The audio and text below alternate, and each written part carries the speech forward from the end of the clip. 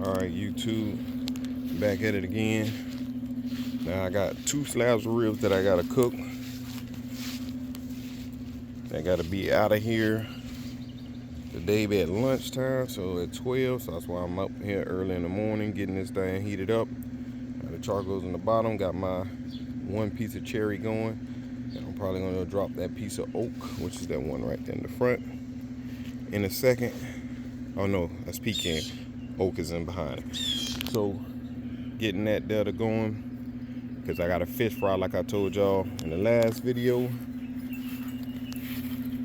a little earlier. In this video, that I got a little birthday party fish fry thing to get to. Here's the grill, getting heated all up. Did some cleaning on the inside, got to do some more cleaning, but as for today, I got up most of the stuff that was down there. Now you see now that it's getting hot.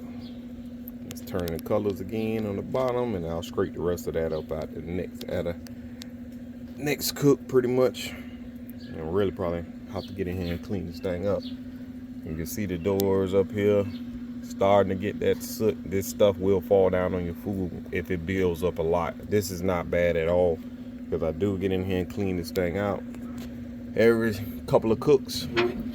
So got that going. We got Cody that's following me around everywhere, bothering me, keep jumping on my freaking pants legs every time I'm walking. Here it comes now. As y'all can see, I can hardly move. That's the reason I gave him a pig ear or something like that, to keep him occupied where he don't bother me as much. But anyways, I just got 2 little slabs. I got some birds visiting. So usually on Sundays I refill the bird feeders that y'all see over there. Let's get in a little. Right, there's a bird right there, the bird feeder. Those are peanuts in that one. The other one, a clear one on that side, there's a bunch of mixed food, and then we do the wax cube on the other. And they battle it out up here all the time. And then I put food in a tray there for the doves that you can see down there on the ground. And like usual, I have to clean the chicken cage out, which stays open. I know somebody asked about that in one of my previous video, but chicken coop stays open pretty much 24 hours a day. We got a gate up here around this house. As y'all can see, the gate, that's all the way around. Nothing gets in or out of here. Cats do jump over the gate, but the cats don't even bother with the chicken. And that's pretty much it. And the birds actually go in and eat the chicken food too. So let me see if I can zoom a little more without me walking over there. And if you can see in there, that chicken food is in there, but it's all the way at the bottom. So every Sunday I have to refill everything up. The water, the food, even the bird feeders. You know, they get a little upset with me too if I ain't got no food in there. So I'll take care of all that a little bit later on today. Probably when I get back from this fish fry, if I'm not completely tuckered out. But that's pretty much it, y'all. And I'll do some videoing over at the fish fry just so y'all can see it. But I know a lot of people don't like being on camera, so we'll see what I can record over there, and yeah, show y'all what I do pretty much every weekend. Peace. And again, I just throw that piece of wood in there, the piece of pecan. Like I tell y'all, this grill runs so clean. Like, look at this. That smoke coming out of that. Barely. It's translucent. You can barely see anything. There's smoke coming out of there, but it runs so clean. You'll get more of a little bit of smoke coming back out of this part. But look, you see it coming out of the little pipes there. So you know it's smoke inside of the chamber, but it's still so clean that nothing gets over smoked. This thing cooks, man, amazingly. I had another smoker before, one of the little cheaper ones you get from like Brandsmart on a I don't even know what that was, a summer sale or something they had, and that thing smoked like a freaking chimney. One, I figured out later on that the wood I was using was too big and everything like that, thanks to YouTube now, but back then I was tearing up some stuff. eat barbecue ribs and be burping up freaking barbecue smoke for 2 or 3 weeks later. But this thing cooks like a dream. I gotta go grab these ribs in a minute when I get up to temp. And yeah, let me see what my temperature is now. We should be getting there. I like to cook right at that 150, so I'm almost there. By the time this wood here settles out, I'll be right there. So I'm finna go grab this here 2 little slabs and throw them on. I know somebody will ask some more videos on the ribs, so I'm gonna show more on these ribs today. And yeah, I'll get back with y'all guys in a second. So that's them on right now. Got them in 2 different spots. Let's seeing how they different, how they cook. Normally I would cut that little side there off, but I say forget it. That's why I moved it further to the side so it won't burn. That's the 2 slabs on the grill right now. This thing actually holds 8 all the way across, 4 on this side, 4 on that side, and then I can put a few more on the top rack. Cody all in the way. That's it. Got the water set. And just let her burn, man. Just let her burn. Now that I had that open, of course the temperature inside is gonna drop and bring the flame up so then it gets hotter quicker. Move, Cody, please. Move. And my pants legs long. But yeah, that's pretty much it.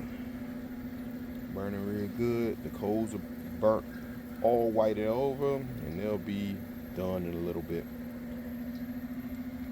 And this is the problem, Mr. Problem Child.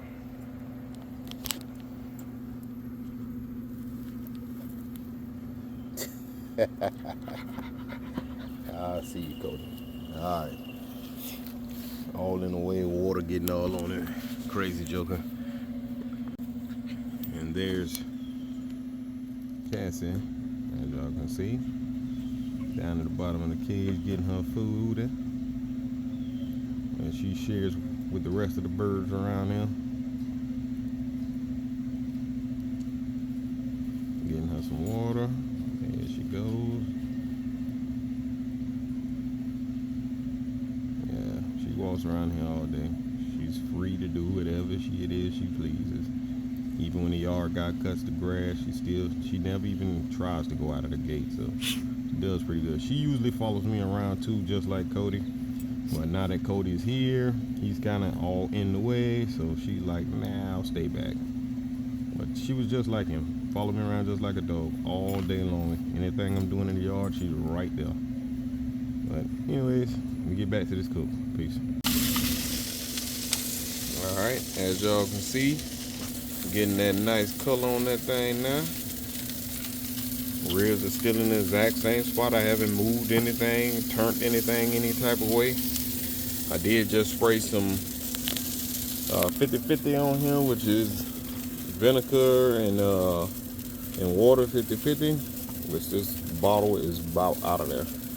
But that's pretty much it. And hit a little light spraying on that. Same on this side. That's to keep it moist. It's been almost 2 hours now. So probably in a little bit I'm gonna wrap these up. You can see the nice pull we got on the bones there. Starting to pull out. Look at the even neck on this end. The same on this side over here. The bones are starting to pull back nicely. So this thing is pretty much there. It's pretty much there. I gotta grab my gloves. I can see this one does have a little bit more fat than that one over here.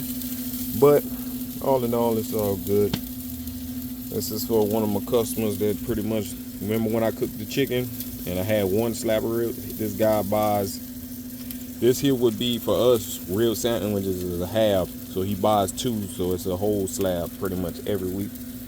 He likes salsa on his, which I don't like, glaze and all the rest of that. You normally cut it up, I put it in a box. For him, I do put the sauce on and send it out, but I don't normally glaze. You can eat these ribs pretty much just like this. Nothing on it but some salt, some pepper, a little bit of freaking garlic, and call it a day.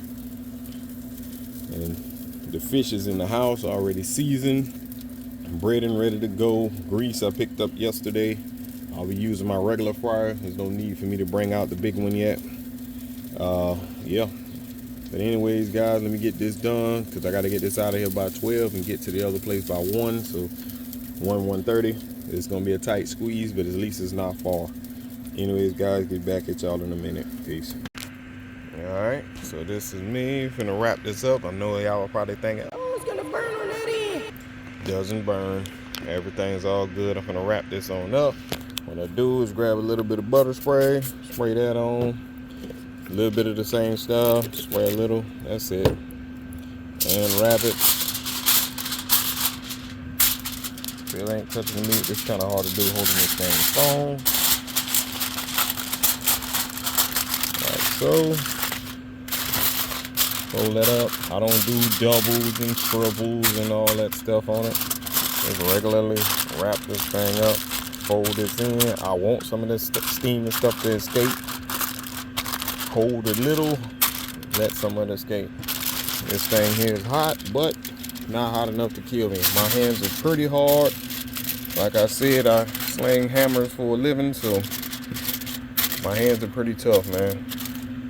I can almost pick fish and stuff up straight out of the grease, trust me.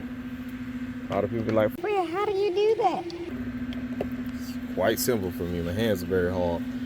A lot of calluses, so it doesn't bother me at the least bit. So I'm gonna go clean this butter thing up because I got soot all over it. I'm gonna clean that up.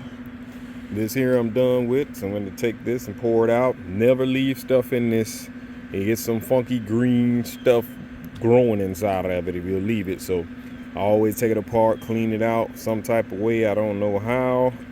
This bottle here is a really cheap bottle, so it just collapses, I guess, from the vinegar. That's what I'm guessing. But anyways, let me take this in, clean this up. In about 45 minutes to an hour, I'll check the ribs, see if they're, loose enough, soft enough. You want it just where you can bite it off the bone and it not fall off the bone. So if you leave it too long, it falls a complete apart. So you don't want to do that. So anyways, we're gonna let that thing do what it do here. See if I can call this customer up, see exactly where the location at, and see how, when they exactly gonna be here. I know where they're coming, but get this out of here. And I'm gonna open it back up, the ribs this time too, to show you guys before I take it in. And then, like I said before, I got my warmer over here plugged up. It's not on yet, and I normally I take it in the house, I let it cool off for a couple of hours, put it into this warmer here, and it basically holds it until they get here, and that's when I usually cut everything up. So that's pretty much that. Anyways, guys, get back at y'all in a minute. Peace. Alright, that's the ribs there in the foil. As y'all can see, the bones are pulled out good little bit. Probably too hot, but you can see that they're soft. I can actually pull that out if I really wanted to. The meat is nice and soft and tender now. I don't really want to touch people's food, but that's pretty much it. Let's close this back up. Get these in the house. It's actually really hot now. Woo, that is seriously hot. And like I said, my hands is hard as freaking rocks, so you can still feel the heat now on it. Because now the aluminum foil is actually wrapped up. But that is it. Finna get these off, get them inside, let them cool down and stop the cooking process on them, and that's it, y'all. That is it. Oh, fingers all in the way. But anyways, that there do it. I really got to do better with this here camera. But that's it, guys. Shutting this here down. The time is a little bit out to 11, so I'm right on schedule. And I can get out of here. Peace. I'll see y'all at the fish fry in a minute.